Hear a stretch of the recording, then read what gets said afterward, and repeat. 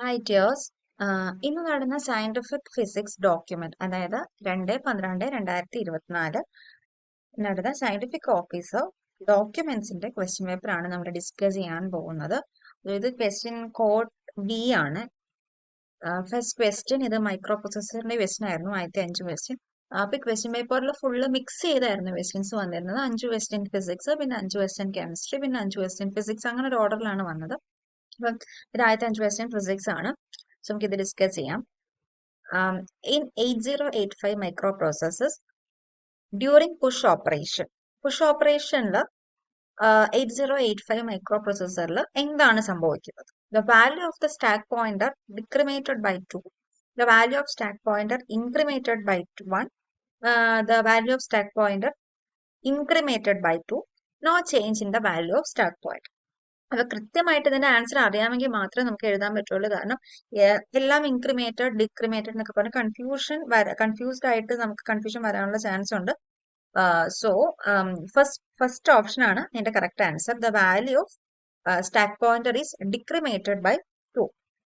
Second question, to interface the ADC 0809/0809 with 8085 microprocessor, which one of the following chip is essential? Essential ആയിട്ടുള്ള chip ഏതാണെന്ന് അതെനിക്ക് കിട്ടിയ answer 8255 ആണ്. In 8051, the microprocessor internal architecture consists of 8051 എന്ന് പറയുന്ന micro കൺട്രോളറിൽ contain ചെയ്യുന്ന internal architecture, അതായത് ടൈമറും കൗണ്ടേഴ്സും എത്ര എണ്ണം ഉണ്ടെന്നാണ്. 16 ബിറ്റിന്റെ 2 ടൈമേഴ്സും 2 കൗണ്ടേഴ്സും ആണ് ഉള്ളത്. സോ ഓപ്ഷൻ എ ആണ് correct answer. Which of the following is the correct sequence of operation in A micro processor? So ആ ഓപ്പറേഷന്റെ ഓർഡർ നമുക്ക് കറക്റ്റ് ആയിട്ട് അറിഞ്ഞിരിക്കണം. അതിന്റെ ആൻസർ വരുന്നത് ഓപ്ഷൻ എ ആണ്, ഓപ്പൺ ഫെച്ച്. ഓപ്ഷൻ സി ആണ്, open code fetch, memory read, അത് കഴിഞ്ഞ് മെമ്മറി റൈറ്റ്. ആ ഓപ്ഷൻ ആണ്, ഓപ്ഷൻ സി ആണ്. For option C. Okay, fifth question. In an 8085 microprocessor, DMA facility increases the direct transfer between memory and IO device ആണ്. Memory and option D. അടുത്ത 5 question chemistry ആയിരുന്നു. First question, the number of radial node associated with 3s and 3p orbital are respectively. So 3p ഓർബിറ്റലിന്റെയും 3s ഓർബിറ്റലിന്റെയും 3p ഓർബിറ്റലിന്റെയും number of radial nodes ആണ് കണ്ടുപിടിക്കേണ്ടത്. നമുക്കറിയാം radial notes കണ്ടുപിടിക്കാനുള്ള equation എന്ന് പറയുന്നത് n-l-1 ആണ്. അപ്പം ആദ്യത്തേത് 3sന്റെ കേസിൽ n എത്രയാണ്? n 3 ആണ്. 3 മൈനസ് എൽ എത്രയാണ്? എസിന് l is equal to 0 ആണ്, -1. അപ്പൊ എത്ര വരും? 3 - 1 2. രണ്ടാമത്തത് 3p വരുമ്പോ n is equal to 3 minus l എത്രയാണ്? pക്ക് വരുന്നത് 1 ആണ്, -1. 3 - 1 2, 2 - 1 1. സോ ആൻസർ എന്താ? 2 and 1 റെസ്പെക്റ്റീവ്ലി. 3sന്റെ 2ഉം 3pയുടെ 1ഉം. അപ്പൊ ഓപ്ഷൻ ഡി ആണ് കറക്റ്റ് ആൻസർ.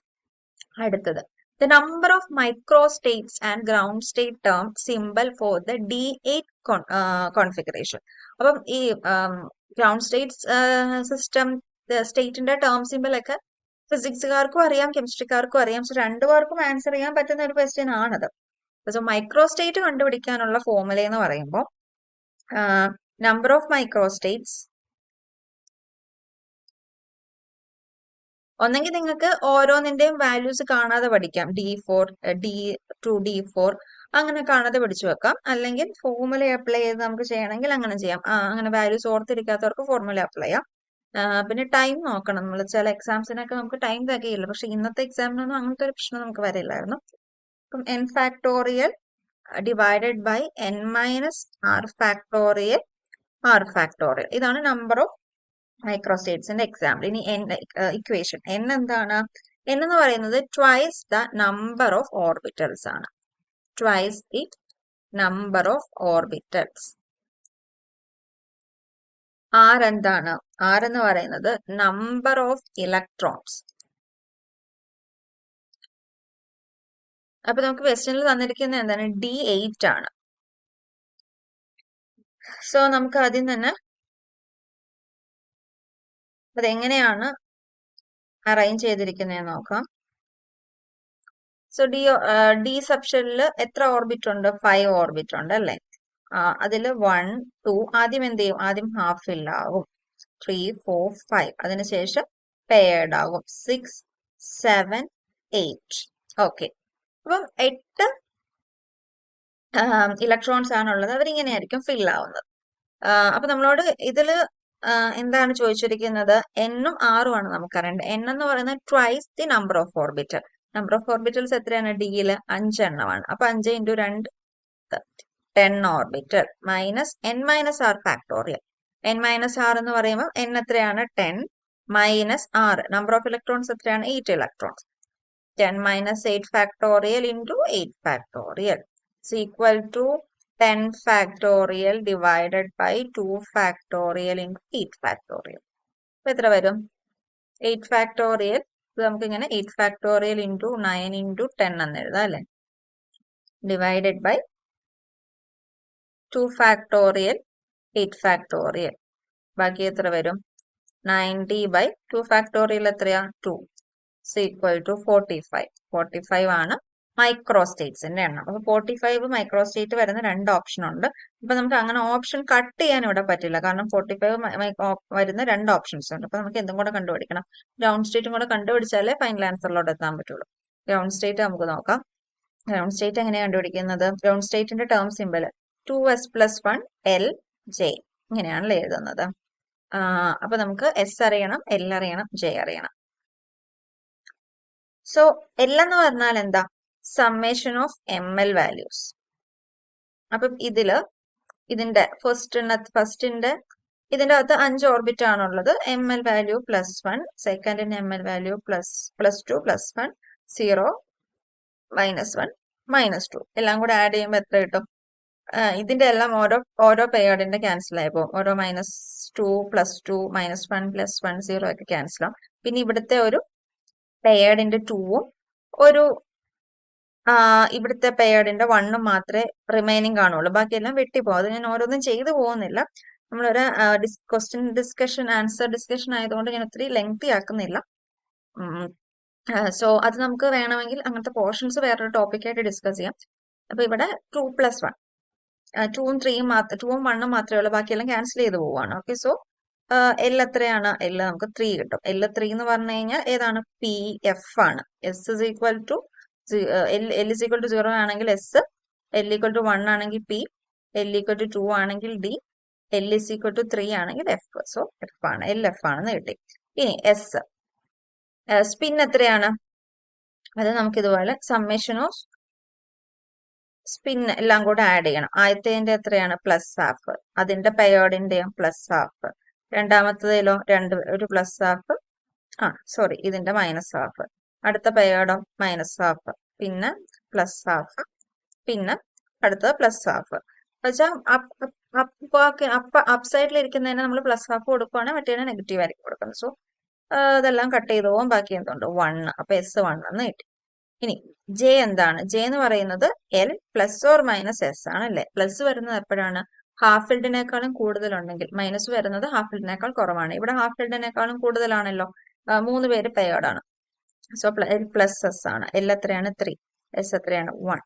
അപ്പൊ എങ്ങനെ വരും? 2 × S 1 + 1 3 3 F J എത്രയാണ്? 3 + 1 4. അപ്പൊ ഏതാണ് option? Option B. Option B ആണ്. ഇനി അടുത്ത ക്വസ്റ്റ്യൻ ഡയറക്റ്റ് ക്വസ്റ്റ്യൻ ആണ്. The maximum populated J maximum for a rigid diatomic rotor can be calculated. Equation അറിഞ്ഞിരുന്നാൽ മതി. J maximum കണ്ടുപിടിക്കാനുള്ള ഇക്വേഷൻ ഏതാണ്? √KT/2hCV - 1/2. ഏതാണ്? ഓപ്ഷൻ എ തന്നെയാണ്. ഡയറക്റ്റ് ക്വസ്റ്റ്യൻ ആയിരുന്നു. അടുത്തത് point group of eclipsed ethyne and staggered ഫെറോസീൻ ഏതൊക്കെയാണ്? എക്ലിപ്സ്ഡ് ഈഥൈന്റെ പോയിന്റ് ഗ്രൂപ്പ് ഏതാണ്? D3H ആണ്. സ്റ്റാഗേർഡ് ഫെറോസീന്റെയോ? D5D ആണ്. അപ്പൊ ഏതാണ് option? Option C.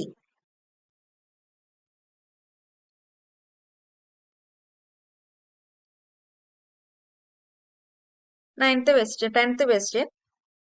So, okay. 10th question. The entropy of a system is related to thermodynamic property through. എൻട്രോപ്പിയും Boltzmann കോൺസ്റ്റന്റും തമ്മിലുള്ള relation നമുക്കറിയാം എന്താണ്. S is equal to K B L N omega. അത് ഫിസിക്സുകാർക്കും കെമിസ്ട്രിക്കാർക്കും അറ്റൻഡ് ചെയ്യാൻ പറ്റുന്ന ക്വസ്റ്റ്യൻ. ഇനി ഒരു 5 ക്വസ്റ്റ്യൻ സ്പെക്ട്രോസ്കോപ്പി റിലേറ്റഡ് ആയിട്ടുള്ള ക്വസ്റ്റ്യൻസ് ആയിരുന്നു. അപ്പൊ 2 സ്റ്റേറ്റ്മെന്റ്സ് ആണ് തന്നിരിക്കുന്നത്. എന്നിട്ട് അത് ഏത് പ്രിൻസിപ്പിളിനെ ബേസ് ചെയ്തിട്ടാണെന്നായിരുന്നു ചോദിച്ചത്. ഫസ്റ്റ് സ്റ്റേറ്റ്മെന്റ് ഇതാണ്. The internuclear distance remains constant during the electronic excitation. അപ്പൊ ഇന്റർന്യൂക്ലിയർ ഡിസ്റ്റൻസ് കോൺസ്റ്റന്റ് ആയിരിക്കും. ഒരു ഇലക്ട്രോണിക് എക്സൈറ്റേഷൻ നടക്കുമ്പോൾ അവിടെ ഇന്റർന്യൂക്ലിയർ ഡിസ്റ്റൻസ് റിമൈൻസ് കോൺസ്റ്റന്റ് എന്നാണെങ്കിൽ അത് ഏത് പ്രിൻസിപ്പിളിലാണ് പറയുന്നത്? നമുക്കറിയാം ഫ്രാങ്കോട്ടൻ പ്രിൻസിപ്പിളിലാണല്ലേ പറയുന്നത്.